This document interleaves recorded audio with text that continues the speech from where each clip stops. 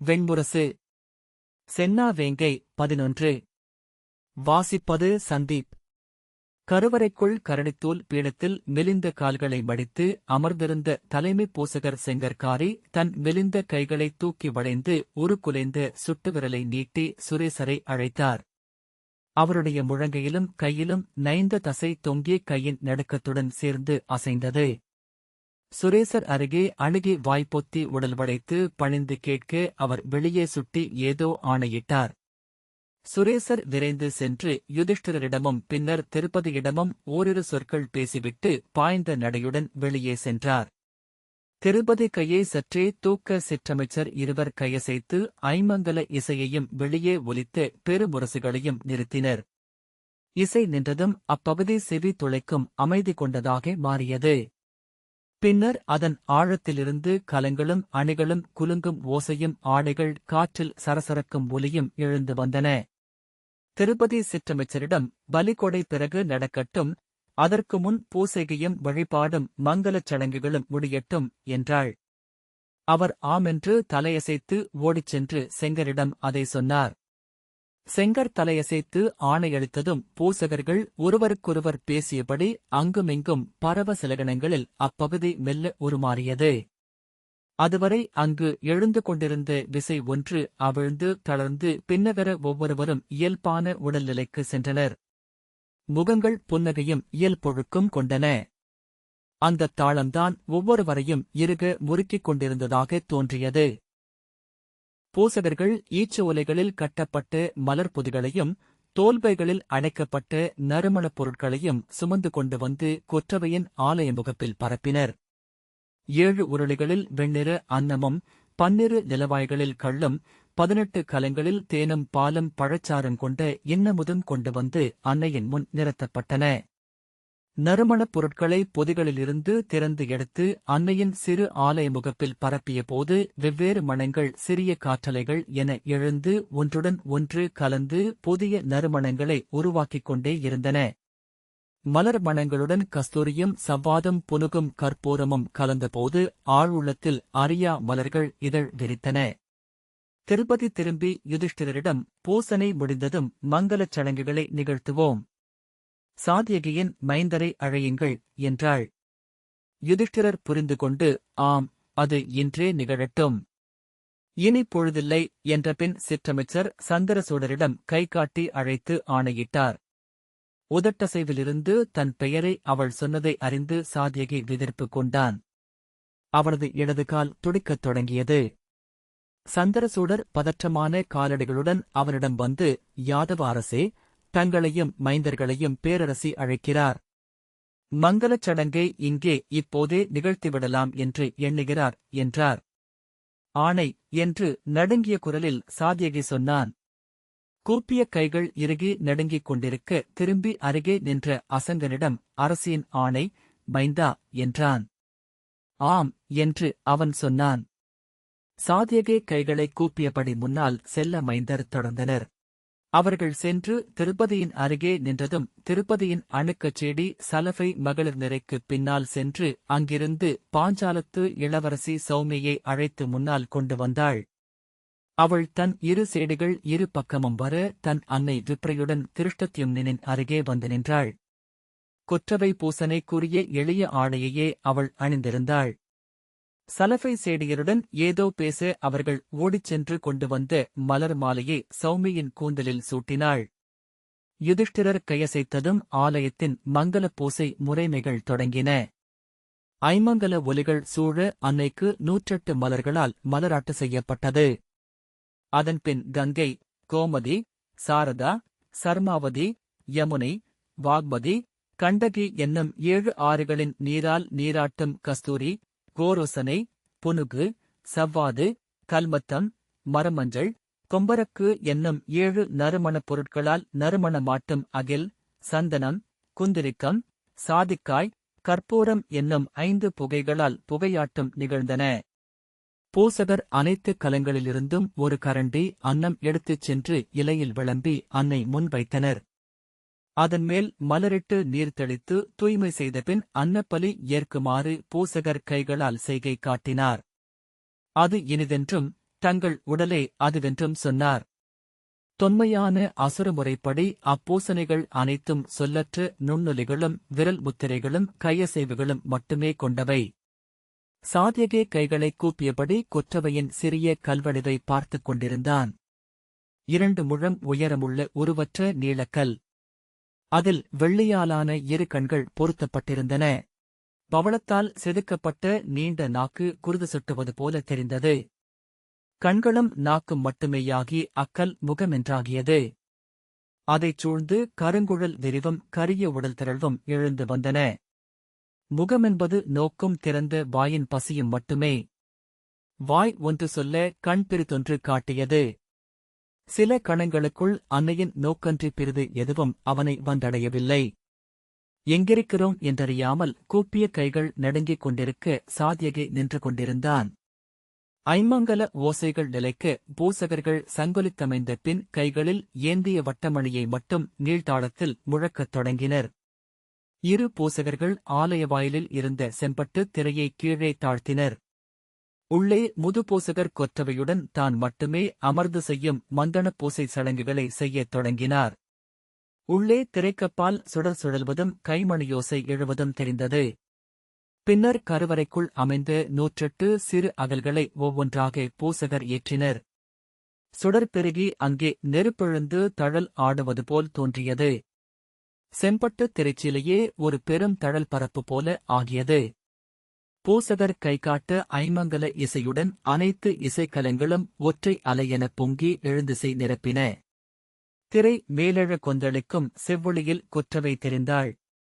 முன்னால் நின்றிருந்த முதுசூதர், அன்னையே, மாமாயையே, உலகாள்பவளே, வானிலும் காலத்திலும் நின்றவளே, எங்கும் நிலை பெறாதவளே, ஈன்றவளே, இயற்றுபவளே, இவ்வனைத்தும் ஆனவளே, வெண்ணுருவே, மண்முதலே என்று கூவி வாழ்த்தினார்.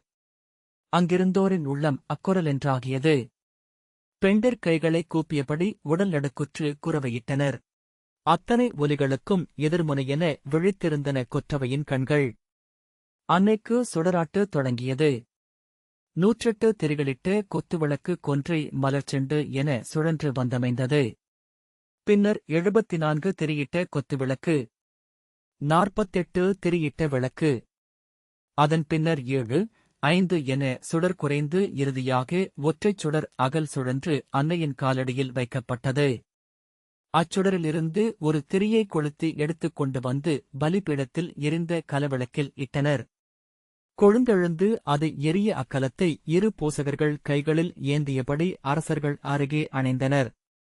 யுதிஷ்டிரரும் பாஞ்சாலத்து அரசியும் இளையவரும் அதைத் தொட்டு விழியில் வைத்து வணங்கிய பின் குந்தியும் அரசியரும் தொட்டு வணங்கினர்.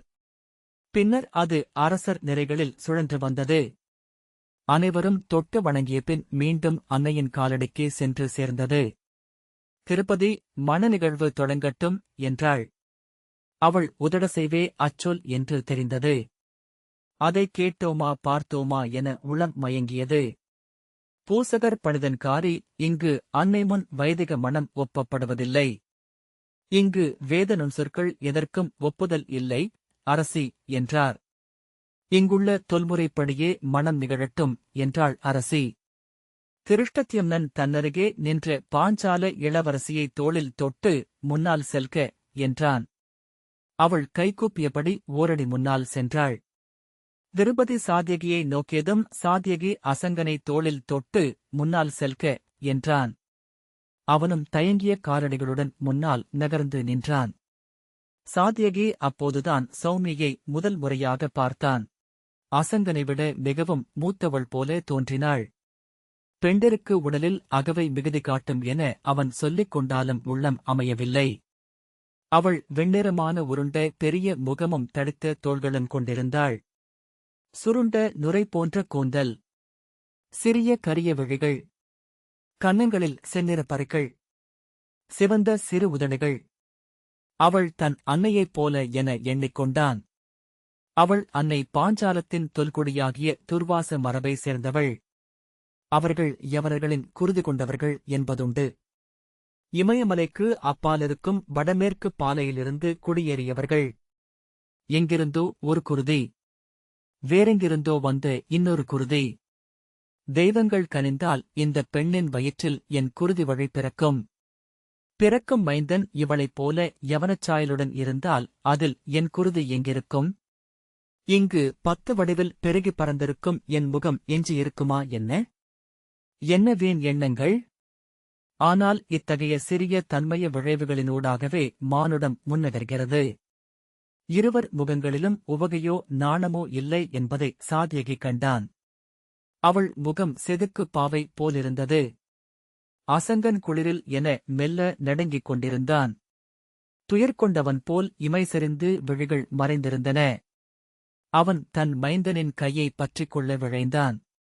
மீண்டும் அவனைத் தொட தன்னால் இயலாது என்ற எண்ணம் எழுந்ததும் உள்ளதிர்ந்தான். திரும்பி அருகே நின்ற சந்திரபானுவை நோக்கிய பின் கையை அவன் தோள்மேல் வைத்தான். பூசகர் மூவர் அன்னையின் காலடியிலிருந்து சுண்ணமும் மஞ்சளும் கலந்த செங்குருதி நீரை 3 கலங்களில் கொண்டு வந்தனர். முதுபூசகியர் அக்கலங்களை வாங்கி குரவையிட்டபடி அச்சநீரை பாஞ்சால இளவரசியின் தலையில் 3 முறை கவிழ்த்தனர். பூசகர் மூவர் கொண்டு வந்த செங்குருதியை அசங்கனின் தலையில் 3 பூசகர் கவிழ்த்தனர். சாத்யகியும் திருஷ்டத்யும்னும் இருபுறமும் நின்று மணமக்களை வழிநடத்திக் கொண்டு சென்று அன்னையின் ஆலய முகப்பில் நிறுத்தினர். பூசகர் பணிதன்காரி வழிகாட்ட சாத்யகியும் திருஷ்டத்யும்னும் மைந்தனையும் மகளையும் பூசகர்களிடம் ஒப்படைத்துவிட்டு மும்முறை நிலத்தில் விழுந்து அன்னையை வணங்கி கைதொழுதபடி கூட்டத்தில் சென்று பின்னால் நின்றனர். தன் பிற மைந்தரும் மெல்ல நடுங்கிக் கொண்டிருப்பதை சாத்யகி உணர்ந்தான். முதுபூசகர் செங்கற்காரி உள்ளிருந்து மெல்ல எழுந்து வந்து அன்னையின் காலடியில் வைத்து எடுத்த கரிய சரடு ஒன்றை பணிதனிடம் அளித்தார். அதில் மூதன்னையர் மூவர் 7 கல்மணிகளைக் கோத்து அசங்கனிடம் அளித்தார்கள். செங்கற்காரி கைவீசி ஆணையிட அசங்கன் அதை பாஞ்சால இளவரசியின் கழுத்தில் கட்டினான். 3 முறை முடிச்சு இடுக என்றார் பணிதன். மங்கள வாத்தியங்கள் முழங்கின. மகளிர் குரவையிட்டனர். வலக்கை சிறுவிரலைப் பற்றிக் கொள்க. தென்மேற்கிலிருந்து கிழக்கு நோக்கி 7 அடி எடுத்து வைத்து நின்று நிலம் தொட்டு வணங்குக என்றார். அவர்களிருவரும் நிலம் தொட்டு வணங்கியதும் திரும்பாமல் மீள்க. அன்னை முன் வந்து வணங்கி குருது துளி கொண்டு மீள்க என்றார் பூசகர். இருவரும் முன்னால் சென்று பலிபீடத்தருகே நின்று அன்னையை குனிந்து வணங்கினர். செங்கர் உள்ளிருந்து செங்குருதிப் பொடி அள்ளி அவர்களுக்கு அளித்தார். அதை அசங்கன் பெற்றுக்கொண்டு அதில் ஒரு துளியை எடுத்து அவள் நெற்றியிலிட்டான். அவள் ஒரு துளியை எடுத்து அவன் நெற்றியிலிட இருவரும் கைகூப்பி புறம் காட்டாது நகர்ந்து மீண்டும் அரசனிறைக்கே வந்தனர்.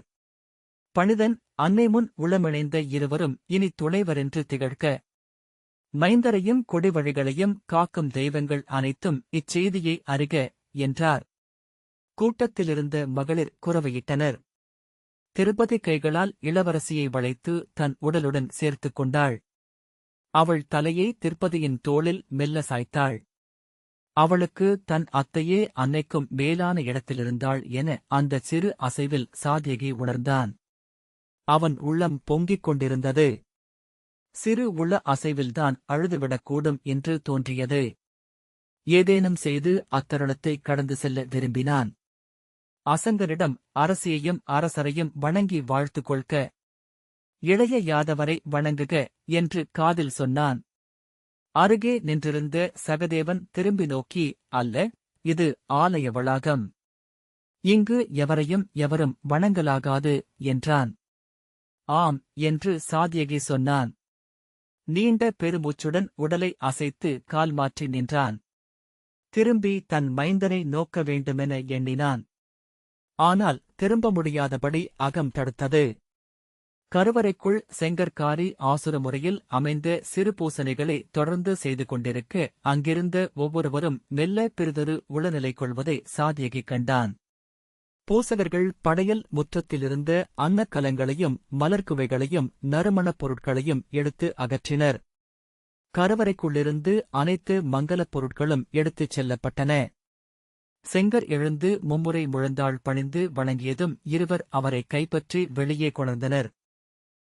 நடுங்கும் காலடிகளுடன் செங்கற்காரி அன்னையை மும்முறை வணங்கி புறம் காட்டாமல் சென்று மறைந்தார். ஆலயத்தின் கருவறை முகப்பில் இருந்த செம்பட்டு திரைச்சீலை கீழிறக்கப்பட்டது. 5 இளைய பூசகர்கள் வந்து அரசர்கள் அனைவரிடமும் பணிந்து சற்றே பின்னகர்ந்து நிற்கும்படி சொல்ல களமுற்றம் அகன்று கொண்டே இருந்தது. மங்கள இசை இயற்றிய சூதர்கள் நிறை மாறி ஒழுகியவர்களாக பின்னால் செல்ல, கொடுமுழவும் பெருமுழவும் எருமை கொம்புகளும் பேரிலை தாளங்களும் ஏந்திய காடவர் குலத்து இசைஞர் நூற்றன்மர் நிறைவகுத்து அவ்விடத்தில் வந்து நின்றனர். நிகழவிருக்கும் ஒன்றுக்காக அங்கிருக்கும் ஒவ்வொரு பொருளும் தன்னை தீட்டிக் கொள்வதை சாத்யகி உணர்ந்தான். தன் மைந்தர் அங்கு நிற்கத்தான் வேண்டுமா என்ற எண்ணம் எழுந்தது. யாதவர்கள் குருதிபலி கொடுப்பதை நிறுத்தி நெடுங்காலமாகிறது. இளைய யாதவர் சிறுவனாக இருந்தபோது குருதிபலியை நிறுத்தி இனிய அன்னங்களுடன் மந்தரமலையை வழிபட்டால் போதும் என்று அறிவித்ததாகவும் அதை யாதவகுலங்கள் அனைத்தும் ஏற்று குருதிபலியை முற்றாக நிறுத்திக் கொண்டதாகவும் அவன் இளமையிலேயே கேட்டிருந்தான். தன் மைந்தர் அக்குருதிபலியால் அஞ்சி உளங்கலங்கிவிடக்கூடுமென்று தோன்றியது. ஆனால் அதை எப்படி அங்கே சொல்வது என்று அவனுக்கு தோன்றவில்லை. என்ன செய்வதென்று குழம்பியபடி அவன் திரும்பி இளைய யாதவரை பார்த்தான். அவரது கண்கள் நிலம் நோக்கி தழைந்திருந்தன. அங்குள்ள பிற எவரிடமும் ஒரு சொல் கூட உரைக்குமிடத்தில் தானில்லை என்பதை உணர்ந்த பின் சாத்யகி நெடுமூச்சுடன் அமைதியடைந்தான். வெளியே இருந்து சுரேசர் உள்ளே வந்ததும் அனைவரும் அவரையே நோக்கித் திரும்பினர். மன்னர் நிறையிலிருந்தே மெல்லிய பேச்சொலி எழுந்தது. சுரேசர் வந்து யுதிஷ்டிரரிடமும் திருப்பதியிடமும் ஓரிரு சொற்கள் சொல்லி தலைவணங்கிய பின் பூசகர் தலைவர் பணிதன்காரியிடம் சென்று கையால் வாய்மூடி ஓரிரு சொற்கள் உரைத்தார். காரி கைதூக்கி தலையை அசைத்ததும் வெளியே முரசுகள் முழங்கத் தொடங்கின. அப்பெருமுழக்கத்திற்கு நடுவே ஆற்றுப் பெருக்கில் ஊடுருவும் செங்கலங்கல் நீர் என உடுக்கும் சிறுகொம்பும் மட்டும் கலந்து துடிக்கும் இசை கேட்டது.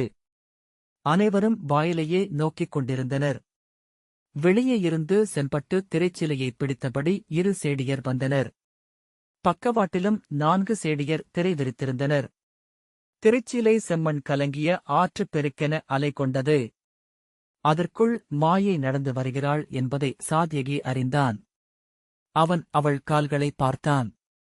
அவன் பலமுறை நோக்கியவை என்றாலும் மெலிந்து வற்றி சுருங்கி பறவை கால்கள் என்றான அவை அவனை நடுக்குறச் செய்தன. 4 புறமும் பிடிக்கப்பட்ட திரைச்சீலைக்குள் வந்த மாயை அன்னையின் ஆலயத்து முகப்பில் நின்றாள். கிராததாளம் கொடும்பெறி கொண்டது. ஒவ்வொரு ஒளித்துளியும் அதிர்ந்தது. திரைச்சீலைகளை பிடித்திருந்த சேடியர்களின் கைகள் நடுங்க அத்திரைச்சீலை 4 பக்கமும் இருந்த பந்தங்களின் ஒளியில் மெல்ல அலையடித்து தழல் போல் ஆடியது. மறுபக்க பந்தங்களின் ஊடொளியில் பட்டு பரப்புக்குள் நிழலுருவென மாயையின் கூனிய சிற்றுடல் தெரிந்தது. அவன் அதை முன்னரே கண்டிருந்தமையால் அவளென உணர முடிந்தது. பிறருக்கு அவ்வுரு என்ன என்றே புரியவில்லை என்பது மூச்சொலிகள், வியப்பு முனகல்களிலிருந்து தெரிந்தது. மாயை கைகளைக் கூப்பி மெல்ல ஆடியபடி நின்றிருந்தாள். காற்று பந்த ஒளியை அசைத்தபோது அவள் நிழலுருவம் கரைந்து கோணலாக நீண்டு நண்டு போலாகி பின் தேள்போல் மாறி மீண்டும் அவளுரு கொண்டது. மீண்டும் ஒருமுறை காற்று எழுந்தபோது 2ஆகப் பிளந்து சிறகுகளாக அலைந்து மீண்டும் உருமீண்டாள். சாத்யகி திருப்பதியை நோக்கினான். அவள் இமையா விழிகளுடன் மாயையை நோக்கிக் கொண்டு அசையாமல் நின்றிருந்தாள். மாயை நகருக்குள் நுழைந்த பின்னர் அரசி சென்று தன் பெருந்தோழியை சந்தித்தாளா என அவன் வினவிக் கொண்டான். மீண்டும் அவள் விழிகளை நோக்கினான். 2 அசையாத கரிய ஒளிகள் மட்டுமே என அவை அவள் முகத்தில் அமைந்திருந்தன. அவள் மாயையை அப்போதுதான் பார்க்கிறாள் என சாத்யகி தெளிந்தான். ஆனால் அவள் அனைத்தையும் அறிந்திருக்கிறாள். அவள் எந்த அதிர்ச்சியையும் அளிக்கவில்லை. முழவுகளும் கொம்புகளும் ஓய்ந்த அமைதியில் பந்தங்களின் சுடர் படபடக்கும் ஓசை மட்டுமே அங்கே எஞ்சியிருந்தது. பணிதன்காரி மும்முறை தலை நிலந்தொட அன்னையை வணங்கி பட்டுத்திரைச்சிலையை விலக்கி கருவறைக்குள் நுழைந்தார். துணைப்பூசகர் சூக்தன்காரி கைகாட்ட இசை எழத் தொடங்கியது. சிம்மங்கள் போரிடுவது போல என்று அந்த ஓசையை சாத்யகி எண்ணினான்.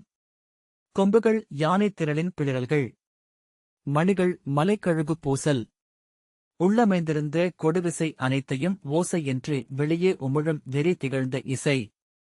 திரையை பிடித்திருந்த சேடியர் அதை மெல்ல விலக்கி அப்பால் சென்றனர். மாயையை பார்த்ததும் சூழ்ந்திருந்த அனைவரும் அறியாது எழுப்பிய வியப்பொலி ஒன்றாக திரண்டு செவியில் முரளுதலாக கேட்டது. மாயை சிறுவிலங்கென தரை நோக்கி நன்றாக குனிந்து முதுகுடன் கைகூப்பி நின்றிருந்தாள். ஆடை விலக அவளுடைய முதுகெலும்பு வில்லின் நடுவளைவென எழுந்து தெரிந்தது. கரிய ஆடை அணிந்து இடையில் செம்பட்டு கச்சை கட்டியிருந்தாள். கழுத்திலிட்ட கல்மணி மாலைகள் தாழ்ந்து தொங்கின. அவள் அங்கே அத்தனை பெருந்திரள் இருப்பதை உணரவில்லை என்று தெரிந்தது. சாத்யகி மீண்டும் திர்பதியை நோக்கினான். அவளும் அங்கே பிறர் இருப்பதை உணரவில்லை என்று தெரிந்தது. இருவரையும் மாறி மாறி நோக்கிக் கொண்டிருந்தவன் விழிதிருப்பிய போது அனைவருமே அவ்வாறுதான் பார்க்கிறார்கள் என்று கண்டான். பாஞ்சால மண்ணில் அரசிக்கும் மாயைக்கும் இருந்த உறவைப் பற்றி அதற்குள் பல பாடல்கள் உருவாகி சூதர் நாவில் திகழ்ந்தன. நீல நிழல் மாயை எழுந்த செஞ்சுடர் பாஞ்சாலத்து அரசி. சிம்மம் பெருந்தோழி ஊரும் விரிகுழல் கொற்றவையே எருமைகள் என்ற வரி அவன் நினைவில் எழுந்தது. இந்த வாசிப்பை கேட்டதற்கு நன்றி.